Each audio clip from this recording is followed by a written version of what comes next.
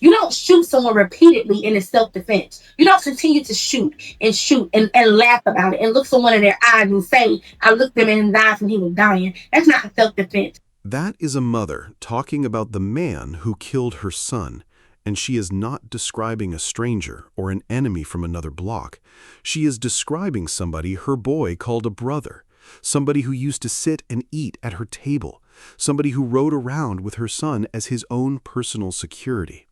The story that put those two men in the same yard on the last night of one of their lives started with something so small that people online still cannot wrap their heads around it. Before we get there, watch this young man while he is still breathing, hungry, and chasing every single thing he wanted out of life. You were passionate about sports until you tore your ACL, right? Yeah, I took that shit very serious. I was a man in sports.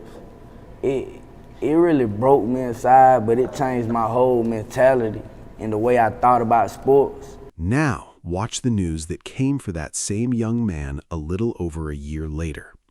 New for you at noon, we now know the name of the person found shot and killed just outside of Lumberton last night. Just moments ago, deputies in Robeson County identified the victim as 20-year-old Tazarie Butler. This is a video about 3 young rappers, 3 best friends, and 3 men who trusted the wrong person while sitting in a car, standing in a yard, or riding for a crew. Every one of them ended up dead, and in each story, the person who pulled the trigger, or who lit the match, or who watched it happen was somebody from inside the circle. But before we get into Tazarie's story, let's start with this one, because you need to feel how a simple road trip between 2 best friends turned into a body left on a dark country road with no lights and no witnesses. His name was Javante Wilkins, but on the streets and on the music apps, he went by 561 Monsta, a rapper out of West Palm Beach, Florida, riding hard for the 561 area code that gave him his name. He came up in the Palm Beach County rap scene, put out street projects like Street Pastor, Knee Deep, and Do It for Nolia, and built a small but real following on his own, with no major label pushing him. He kept his music moving through Instagram, where he had somewhere over 18,000 followers before his arrest, and he dropped videos with local cameramen the way every hungry underground artist does. His biggest track, Untamed Youngins, sat at a little over 100,000 views on YouTube, which tells you exactly where he was, still local, still grinding, still climbing towards something bigger. He stood only about 5'3", and if you listen to how he talked about himself, you can hear a man who wanted to be remembered for something other than violence. I don't want to be remembered for busting a nigga head, bitch. I'm trying to be remembered for goddamn taking care of my people, you heard me? Real nigga shit. To really understand this one, you have to understand the world these 2 men were living in. Wilkins was not some kingpin with money stacked to the ceiling. He was an independent artist grinding out of the Palm Beach and Tampa corridor, dropping project after project on small platforms, chasing the same dream that 1,000 other young men in Florida are chasing right now. His music leaned into the hard, gritty South Florida sound, full of street life and struggle, and his day ones knew him for records like Uptown Flow and the Untamed Youngins series. He had a rough past, too, because before any of this, he already carried that old felony burglary conviction out of Palm Beach County from back when he was a teenager, which is the exact thing that made it against the law for him to be holding a gun at all. Mex was the calmer half of the picture. He was a working man with a steady job moving packages, a big brother his family leaned on, somebody whose whole life was built around the people he loved instead of the spotlight. His family later set up a small memorial fund just to bury him because the loss came so suddenly that nobody was ready for it. When you put those 2 side by side, the rapper and the working man, the felon and the family guy, you start to see how ordinary this friendship really was. 2 regular dudes from Florida who linked up over music and hit the road together like friends do all the time. That is exactly what makes the ride they took so haunting. 2 friends splitting gas money and gas station snacks, laughing at the same jokes, playing the same music, both of them armed the way a lot of young men in that world stay armed, neither one of them thinking twice about it. There was no sign on the dashboard warning them that one of them would not survive the drive back home. And when it went wrong, it did not go wrong because of an ambush, a robbery, or some rival crew. It went wrong because of what one of them let the drugs whisper into his own head. And that's the kind of danger you cannot lock your doors against because it's already sitting right beside you. The man riding with him on that trip was 30-year-old Christian Lujan, a package handler for FedEx out of the Temple Terrace area near Tampa. Around the local scene, folks knew him by his nicknames, Mexico or just Mex. He wasn't a big rapper like his friend. He was more of a regular working man who floated around the music circle as a friend and a helper. His mother, Danita Cuevas, described him as a loving son and a devoted big brother who always put family first and always wanted to feel that love back. The two men were close enough to load up and drive across state lines together chasing a music video, and that's exactly what they set out to do in the middle of November of 2021, with no idea that only one of them would ride back home. On November 14, 2021, the two friends had driven up out of the Tampa area towards South Carolina, with some of the trip tied to a meeting up around Charlotte, North Carolina, all of it built around shooting a music video for their little rap project. Early that morning, Mex called his mother to tell him they had made it. She was half asleep when the phone rang, and since the two of them normally talked a few times a day, nothing about that call felt like a warning. That would turn out to be the very last time anyone in his family ever heard his voice. When Cuevas tried calling him back later that same day, the phone just rang, and after enough silence, she reported her son missing. What she didn't know was that the meeting spot for the video had changed at the last minute, which made her son's friend uneasy, so the two men left without filming a single frame and started the long drive back towards Tampa. This is where a normal trip fell apart in a way nobody around them could guess. There was no fight, no argument, no threat, and no old beef sitting between them. There was only what was moving around inside Wilkins' own head, because his system was carrying both oxycodone and amphetamine that day, and prosecutors would later argue that those pills pulled him down into a deep made-up paranoia that had nothing to do with the real world. Both men were carrying guns on the trip, which was normal for them. Wilkins had a Glock 19, and Mex had a Smith & Wesson.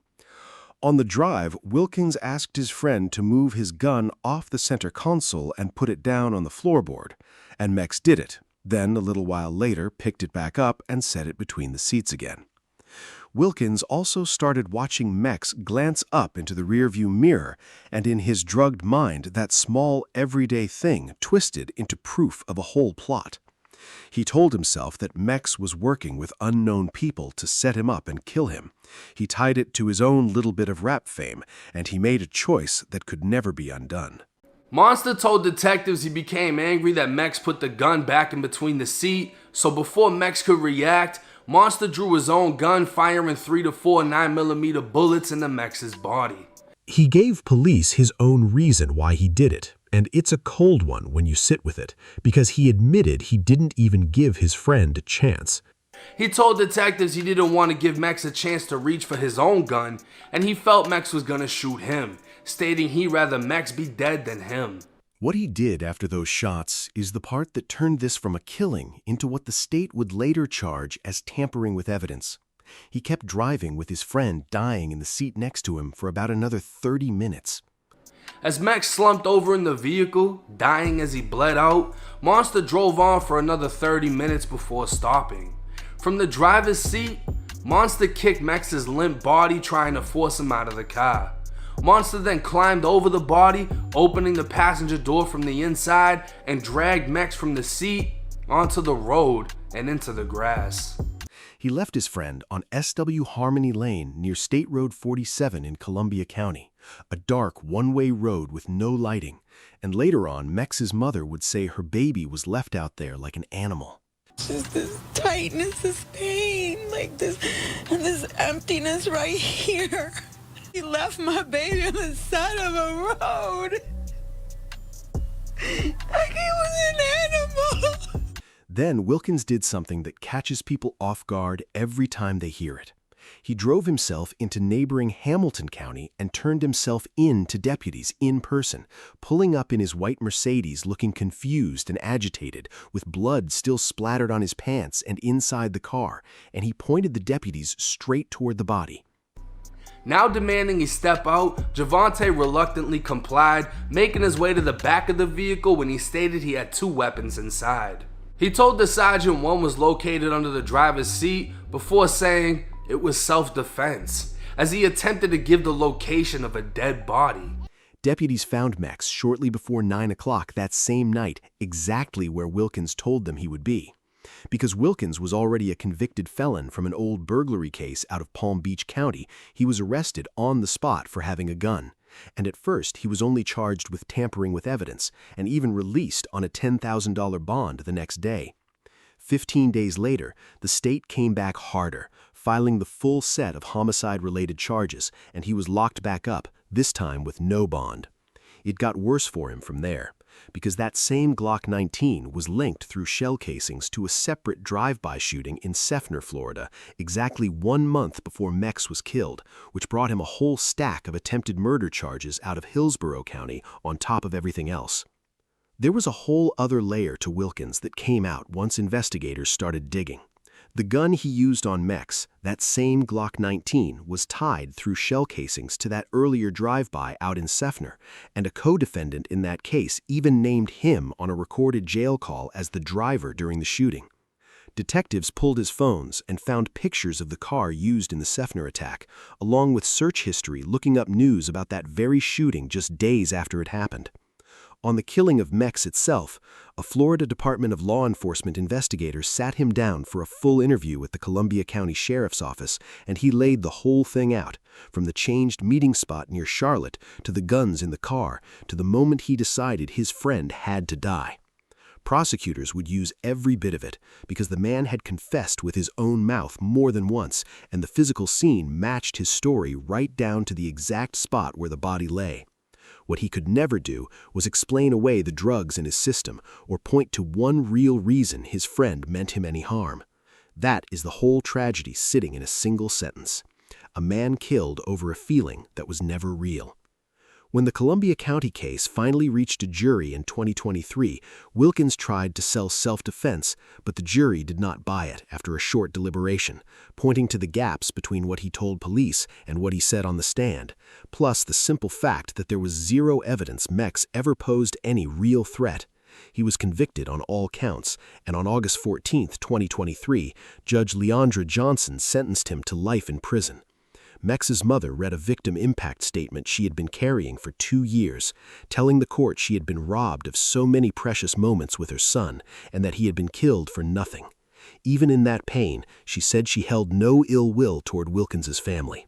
He appealed, and in July of 2025, the court upheld the whole thing. If this feels like a one-time tragedy, it is not, and that is the part that should scare you. A little over a year before all of this, out in Dallas, a rising rapper named Lil Loaded shot and killed his own best friend and collaborator, 18-year-old Khalil Walker, while they were filming a music video together. A rifle that was supposed to be a prop on set went off, Walker was hit in the torso, and he died at the hospital. Loaded turned himself in just like Wilkins did, and his murder charge was later dropped down to manslaughter because his side argued it was a straight accident with no bad blood between the two friends. That case never reached a full verdict because in May of 2021, Lil Loaded took his own life while in custody at just 20 years old, the day before a court date. Same scene, same music, same best friend, and 2 more young men in the ground. Now, let's finally get back to the story we opened with, the one about a Facebook like. The young man from the top of this video was Tazarie Butler, a 20-year-old rapper out of Lumberton, North Carolina, who went by Lil J-Bo. Before any of the music, he was a real athlete, a dual sport standout at Lumberton Senior High who graduated with the class of 2021. Then he tore his ACL, and that injury flipped his entire life because it pushed him straight into the studio. You already heard him say it in his own words at the top of this video, so you already know how deep that loss cut, and how it opened the door to everything that came after. His story was harder than most people knew, though, and he did not hide from it. He came up in a tough part of Lumberton, and by the time he was still a kid, he had already been shot once, which shook him in a way he carried for a long time. So talk about being shot at just a young age of 7 years old, man. That shit really scared me, for real. Like, I ain't never took that type of lifestyle serious, like with guns stuff. I always thought like...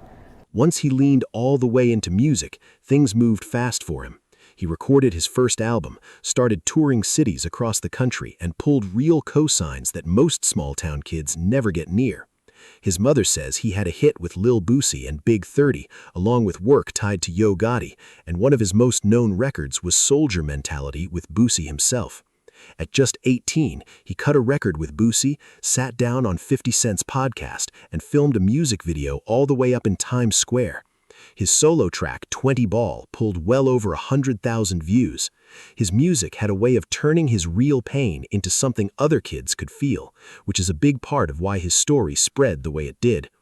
He talked openly about how the injury and the come-up shaped him, how his granddaddy kept him in the choir singing early on Sunday mornings, and how his mother told him over and over to beat the curse that had already swallowed so many young men from his block. He carried all of that into the booth. For a small-town kid with no major label behind him, pulling a Boosie feature and a Times Square video before he could even legally drink was the kind of run that made his whole city start to believe. He grew up singing in the church choir with his granddaddy waking him up early for practice. He was raised by a strong single mother alongside a house full of siblings, and he stayed close to God even as the streets pulled at him. On top of the music, he became a mentor who spoke to kids in his city about staying in school and staying out of the streets, and Lumberton loved him so much they later set aside June 27th as Tazarie Butler Day. He left behind 3 young children, 2 already born and 1 on the way when he died. His mother, Shanna Lowry, always said his heart was his greatest gift, and, in the same breath, his biggest flaw, because he loved too hard and trusted too easy. Listen to how he described the one thing he was still learning to let go of. And what would you say is the biggest obstacle you had to overcome so far in life? My friends, letting some go, really. The ones that ain't really for me.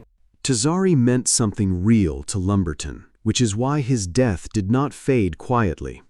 The same city that watched him grow from an 8th grader making moves into a rapper with celebrity cosigns treated his loss like a wound on the whole community. His funeral drew a huge crowd. The mayor had already recognized him for his work with young people, and the city council handed his family a proclamation honoring everything he had done.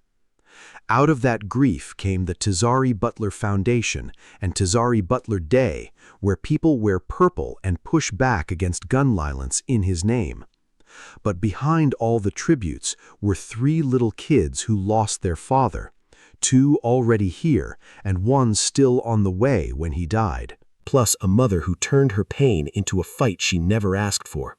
She said losing her son woke up something in her, a refusal to let his story get buried the way so many young black men's stories get buried, and she promised to be his voice for as long as it took to see it all the way through to a jury. The man who ended up on the other end of the gun was Chamberlain Lee Oxendine, a Lumberton man in his mid-20s who was, of all people, one of Tazarie's closest friends. The 2 of them were so tight that Oxendine sometimes ran security for Tazarie at his shows, the exact person you keep near you because you trust him with your life. Tazarie's mother said her son went to that house so often it was just routine, that he was over there about 5 times a week just hanging out and chopping it up. That is what makes this one cut a different kind of way. Nobody showed up with a plan. Nobody drove over there for war. It was just 2 friends and a younger brother on a warm summer night, and it fell apart in a matter of minutes. Here is the other side of that household, and it matters a lot. Oxendine and his family are part of the local Lumbee Native American community in Robeson County, and he was pretty much a private person before all of this. No criminal spotlight, no public profile. Just a young married man with kids. His wife, Jana Ray Oxendine, was reported locally as a substitute teacher, and she was the one who called 911 that night. But there was already trouble in that family long before Tazarie ever pulled up. At the time of the shooting, Oxendine himself was out on bond for pending drug charges, and his younger brother, Joshton, was out on bond too, fighting those 2 first-degree murder charges from the birthday party double killing. Sit with that for a second. A young man walked into a yard where one brother was waiting on trial for killing 2 people, and the other was out on a drug bond, and he walked in there because he trusted them, because to him, it was just family. His mother could never get past that, and after his death, she said the other family only made it worse, posting online in ways she described as bragging that their sons were still alive while hers was gone. That kind of cruelty on top of the loss is a big part of why she refused to ever quietly accept the self-defense claim. There is one more thing you need to know about that household before we go further, because it explains why Tazarie's mother never trusted a single word of the story she was told. Oxendine's younger brother, Joshton Locklear, who lived at the house where the shooting happened, was himself already facing 2 counts of first-degree murder from a double killing at a birthday party in 2022, a case that left a 20-year-old woman and a 15-year-old teenager dead. And yet he was out walking on bond. So this was not some quiet, clean home. On June 27, 2023, at a home on Beam Road in Lumberton, Tazarie came through that evening to borrow $600 from Oxendine, and his mother says he had actually been over there hanging out since about 4 that afternoon because she checked his location earlier that day. Before any of it went bad, the group was just kicking it, and prosecutors said the men had been sitting in a car listening to music and smoking on a pleasant summer evening. Then a dumb, small thing set it off. Oxendine's younger brother, Joshton, told Tazarie his watch was fake.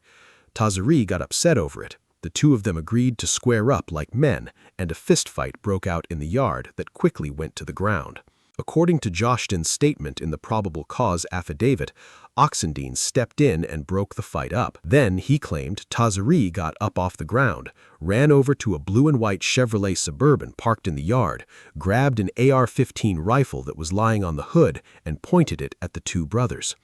Joshton said he told Tazarie not to shoot, and that is the moment Oxendine drew his pistol and fired 2 to 3 shots, dropping his friend right there in the grass.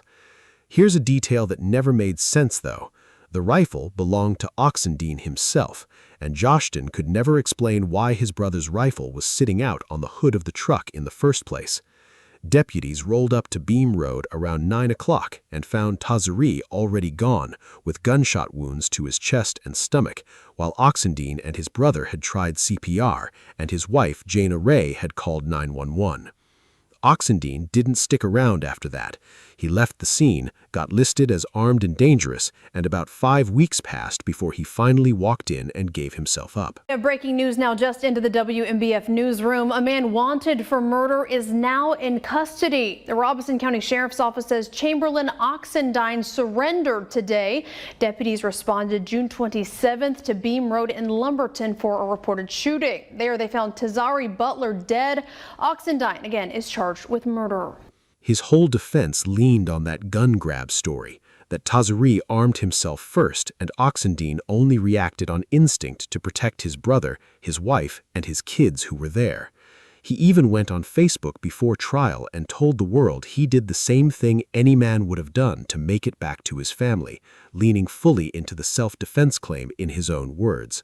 But the state had one quiet piece of evidence that took the legs right out from under all of it.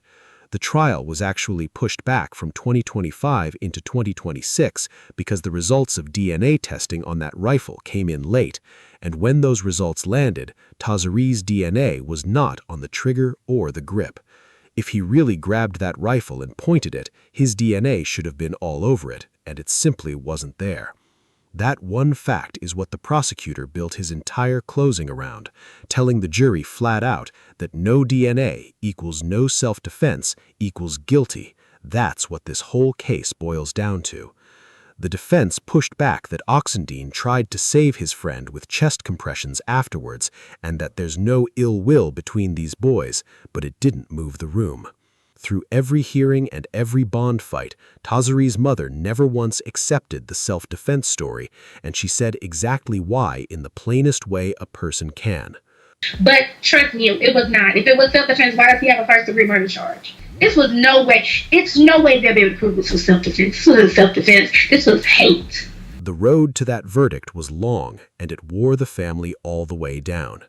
Oxendine was held on a $1 million bond, and his team filed motion after motion trying to lower it, at one point all the way down to $50,000, and every single one of those motions got denied. Tazarie's mother stood against each attempt, saying her son's life was worth more than $1 million, and asking why a grieving family had to keep coming back to relive the worst day of their lives. When the trial finally came, the prosecutor leaned on the forensics as the one witness that couldn't lie, calling the DNA the solid witness and telling the jury that Tazarie was flat out excluded from the trigger and the grip of that rifle. After the guilty verdict landed, Sheriff Bernice Wilkins said it brought a measure of justice to a case that had deeply hurt the community, while Tazarie's mother, standing right where she had stood the whole time, kept calling it exactly what she always believed it was. On April 6, 2026, after less than 1 hour, the jury came back with a verdict of second-degree murder, and that same day the judge sentenced Oxendine to 200 to 252 months in prison, which runs a little over 16 years at the low end and roughly 21 at the top. He apologized after the verdict. For Tazarie's family, that verdict was the thing they had chased through every hearing, every denied bond motion, and every ugly Facebook post from the other side. It didn't bring him back, and his mother was the first to say that no verdict can undo a single thing, but it did put the truth on the record in a way the streets couldn't twist, that a jury looked at the evidence, looked at that missing DNA, and decided this was not self-defense. In the weeks right after sentencing, no appeal had been reported, which means for once one of these stories actually reached something close to a period at the end of the sentence. That's rare in this world, and it only happened because a mother refused to let her son become just another name that flashes across the news and then disappears. And once again, this exact kind of killing had already happened before. Back in 2012, up in Allentown, Pennsylvania, an aspiring rapper named Michael Randall, who went by O-Head, was shot and killed by a club security guard named Andrew Gesslin. The guard claimed the young rapper had reached for a gun, but no gun was ever found on him, and a medical examiner testified the wounds suggested Randall had his back turned when he was shot. Same broken gun grab story, same forensics tearing it apart, same protector killing the young artist he was supposed to be guarding. A jury there rejected full self-defense and convicted the guard of voluntary manslaughter, and he ended up serving only a small fraction of his time before being released. Now let's get to the last story, the darkest of the three, because this one ends with a rapper shot and then set on fire, and to this day, nobody has ever been charged. His name was Javion Ross, and he rapped as 26 CJ, a 22-year-old out of Pompano Beach, Florida, born in May of the year 2000.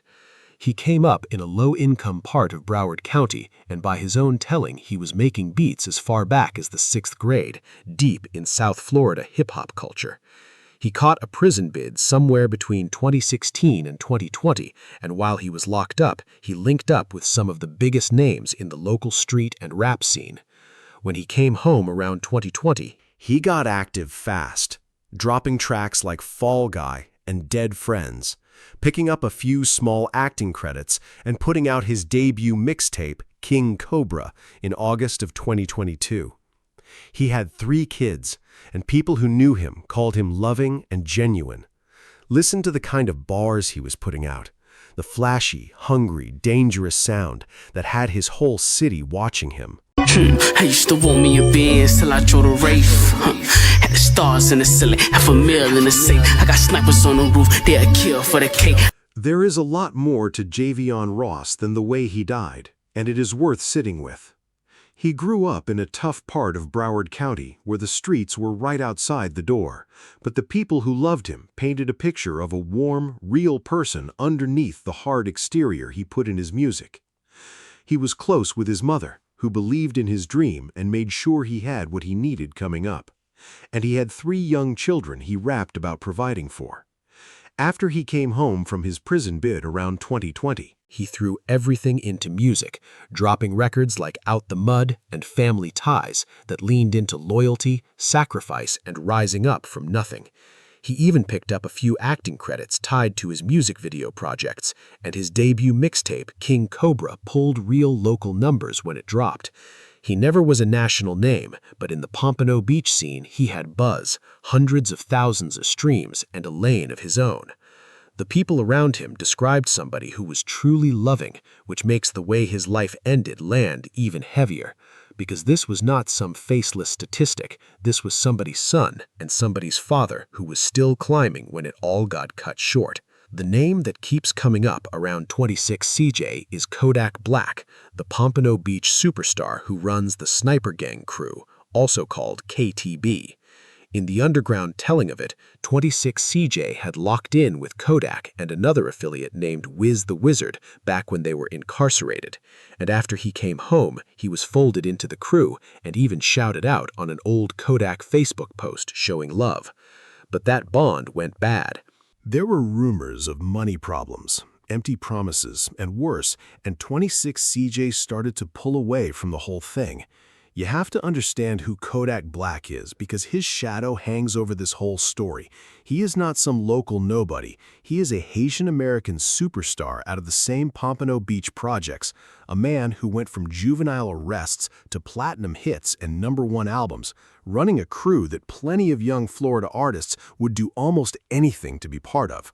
For a kid coming home from prison with a dream, getting folded into that world felt like the golden ticket. But crews like that come with a code, and the code is loyalty over everything. Keep it in-house, keep it gangster, and never air the family's business out in public. That is the exact code 26CJ would end up breaking, loudly in front of everybody watching. So when you hear him talk about loyalty, understand that he came up in a world where that word is not just talk, it is a rule that people die for breaking. And that is not only a saying in his world, it is a pattern you can trace.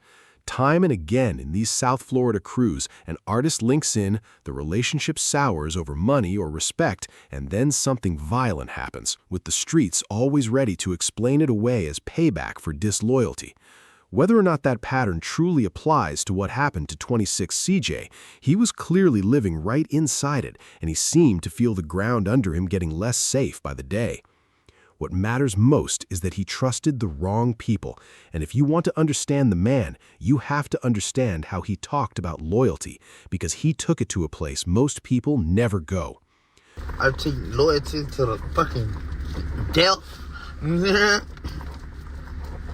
That's just what it is. The falling out with Kodak Black's crew is the thread that runs through everything. In the underground telling, 26CJ had bonded with both Kodak and Wiz while they were locked up, and after he came home, he was pulled into the Sniper Gang world, even dropping a collab called Shooters with Wiz before Wiz was killed. Early on, the love looked real, but somewhere along the way, the money and the loyalty got twisted, and by late 2022, the relationship had soured into money disputes and talk of broken promises. What made it explosive is the timing. Wiz the Wizard turned up dead in 2021, and instead of grieving quietly, 26CJ ended up on a track with the very man the streets accused of killing Wiz, which lit a fire of suspicion around him that never went out. To some people in Broward, that collab made him a traitor, a man who had backdoored his own guy. To others, it was just business in a scene where nobody trusts anybody. Either way, the rumors stacked up on him fast, and the more he felt people turning on him, the louder he got online, until he was openly threatening to expose the whole crew. In a world where loyalty is supposed to be everything, he had put himself out on an island, and he seemed to know it. To follow how it all fell apart, you have to go back to September of 2021, when Wiz the Wizard, whose real name was Wisdom Williams, was found dead in Broward County. According to Hallandale Beach Police, a neighbor found the body around 6 a.m. in front of this home on Northwest 6th Terrace and 9th Court. It's unclear at this point if the man was actually killed there or if his body was dumped. After Wiz died, the streets started whispering that 26 CJ had something to do with it, that he had snaked his own guy for money or position. A lot of that talk came from the fact that 26 CJ later put out a song called My Twin with a man named HMT Trey, somebody who would eventually be charged in Wiz's killing. And to a lot of people, that collab looked like the ultimate backdoor move. Now, you need to hear this next part very clearly because it matters for how his own story ends. In November of 2024, an 8-member gang indictment out of Broward charged members of a crew called the Dania Hot Boys, including HMT Trey, in the murder of Wiz the Wizard. Nowhere in that official case, in any of the counts or the paperwork, is Javion Ross ever named. The snitching story on him lives entirely in street talk and YouTube videos, not in a single police record.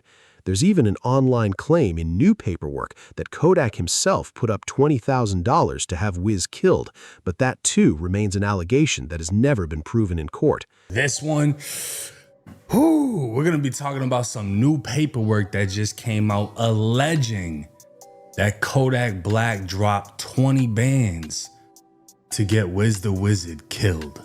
By early 2023, 26 CJ was done staying quiet. He got on Instagram and started firing shots at his old crew, and a rap channel captured the words as he laid them out for everybody to see. You know what I'm saying? I've been real quiet about this FN, cause I thought we was gonna keep it gangster, but I see y'all don't respect real no more. Y'all respect the internet. So after I dropped this interview, expect a whole lot of exposing and disrespect coming out of me and my music and on every social media platform. He kept going, and one line stood out to everybody because people tied it straight to Kodak getting shot in the leg and then playing it off in public like it was nothing. If you ever got popped and the person who popped you still walking around without a scratch, you too cat. I can't beef with you. You not qualified. The strange thing is, even while he was throwing all these shots online, there's footage of him talking to someone he still called his brother, still saying it didn't have to turn into war, still saying all he wanted was out of his situation. Bro, we not beefing, brother. Well, I know that, bro. You my brother, bro. It ain't that deep. We can link up and fight. If that was the case, it ain't that deep. Whatever it truly was between them, it turned deadly on March 28, 2023. Around 6:10 in the morning, in a residential area off Interstate 95 in Pompano Beach, neighbors started reporting gunshots. One witness said he heard the first shot, then a second one about 40 seconds later, then walked outside and saw smoke and a car on fire. Another resident named Eric Sharp said he just heard pow, pow, pow, pow, and picked up the phone to call the police. Around 6:30, fire crews rolled up on a Mercedes-Benz SUV fully engulfed in flames, and the fire was so hot it spread over to a nearby dumpster. When they finally put the flames out, they found a body in the back seat, burned so badly that investigators could not even tell right away whether it was a man or a woman. On the ground near the car sat a red gas can, which is the plain sign that somebody set this fire on purpose. The truck was so charred that the plates and the identifying marks were burned away, which made it hard to even figure out who the owner was at first. The victim was later confirmed as Javion Ross, and the cause of death was gunshot wounds, with the fire set afterward to try and burn the evidence away. He was shot, then torched, in his own truck, in his own city, at the start of an ordinary morning. The scene that morning shook the whole neighborhood.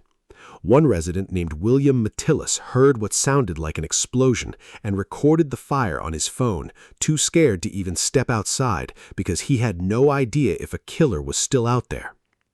A Pompano Beach police spokesperson named Sandra King described firefighters pulling up to a fully involved car and finding a body in the back seat once the flames were out.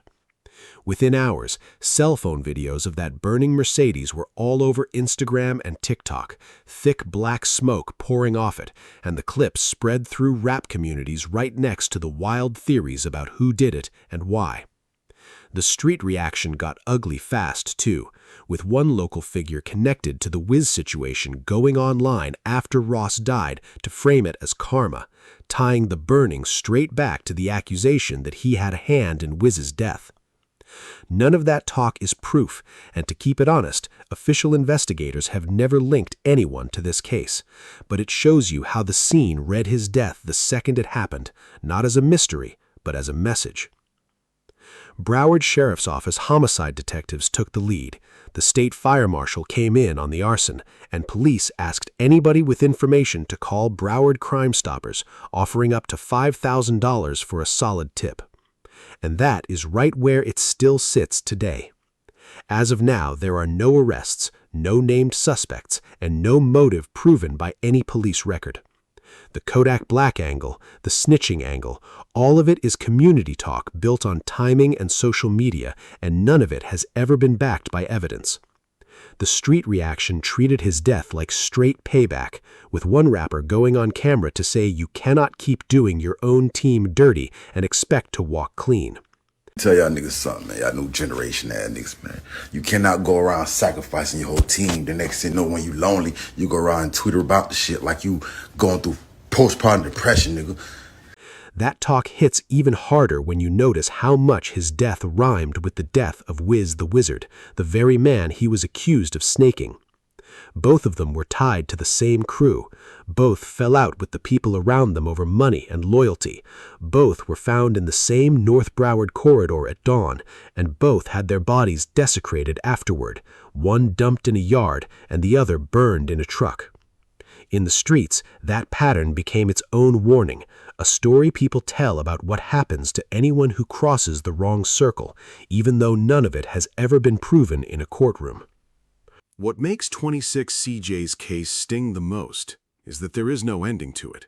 Wilkins is doing life, Oxendine got his years, but Javion Ross's people are still waiting, years later, with no arrest, no name, and no answer. Just an open file and a $5,000 reward that nobody has ever claimed. His mother lost a son. His 3 kids lost a father, and the person who shot him and lit that fire is, as far as the public record shows, still out there walking around free. In some ways, that is the cruelest version of all 3 of these stories, because at least the other 2 families got to sit in a courtroom and hear the word guilty. This family got silence. And the longer that silence stretches, the more the streets fill it with their own version of events. True crime videos, and comment sections and reaction clips, none of which will ever bring a charge, a conviction, or a single day of real peace. So look at what these 3 men had in common. Javante Wilkins killed his best friend Mex over a paranoid feeling the drugs put in his head, then dumped him on a dark road and turned himself in. Chamberlain Oxendine shot Tazarie Butler, a young man he ran security for and treated like a brother, and the missing DNA on that rifle is what sank his self-defense story in front of the jury. And Javion Ross, known as 26 CJ, got shot and burned in his own truck after falling out with the people he once trusted his whole life with, a case that is still open with no answers. 3 rappers, 3 best friends, 3 men who caught the most danger from the people already inside the circle. The hard lesson underneath all of it is simple. The person riding next to you, running your security, or sharing your crew is the same person who can hurt you the most. Because betrayal almost never comes from a stranger. It comes from somebody you already let all the way in. Rest in peace to all 3 of them. If you have somebody in your life who you feel is drifting, or you see a friendship starting to turn dark, do not sit on it and hope it passes. Say something, stay low, and get somebody safe involved before it goes too far. And if this video reached you, leave a comment for the next person scrolling who might need to hear it, because your words could be the one thing that keeps somebody out of a car, a yard, or a crew they were never safe in to begin with.